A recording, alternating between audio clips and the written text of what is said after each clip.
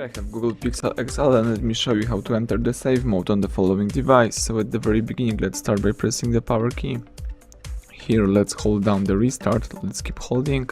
As you can see, reboot to save mode pops up, let's tap OK. And the device is restarting into a save mode.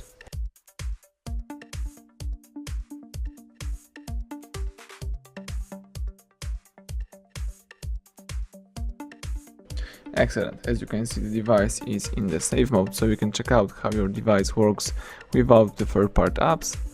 And if you would like to quit this mode, let's just simply press power key, choose restart again, and the device is booting into a normal mode.